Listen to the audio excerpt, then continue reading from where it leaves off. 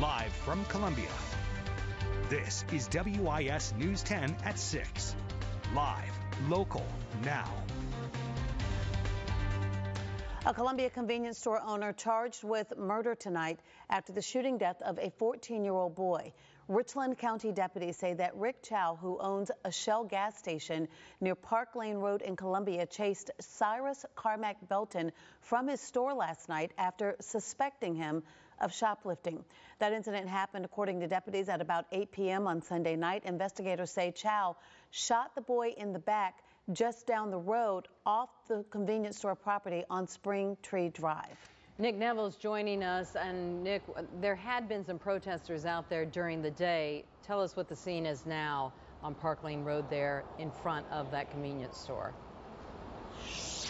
Dondi and Judy, so community activists and advocates against gun violence hadn't been out here all day, really all afternoon. That crowd has dwindled some. There's also a sign on the door of this gas station that says, "We're closed for Memorial Day. Sorry for the inconvenience." Now, throughout the day, multiple people came by. At one point, Richland County Coroner Nada Rutherford provided an update to this crowd shortly after 3 o'clock, and there was loud applause from the crowd when Chow's charge was announced. It's senseless. It doesn't make sense. Richland County Sheriff Leon Lott describing the murder of 14-year-old Cyrus Carmack Belton outside a Shell gas station on Park Lane Road Sunday night.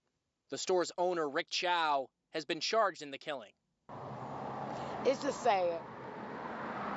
It's sad. If y'all ever seen that baby laying right there, that's all I can see.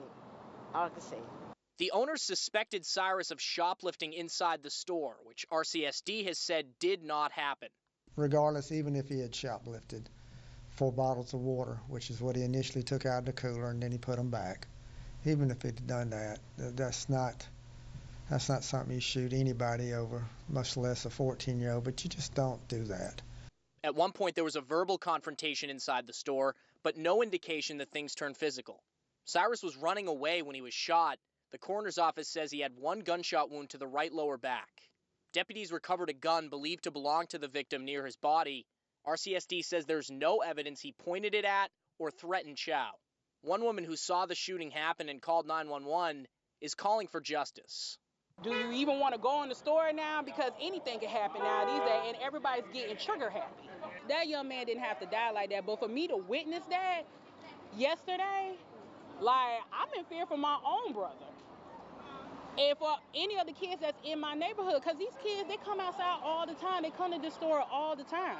Now it's like, now you got to watch your kids.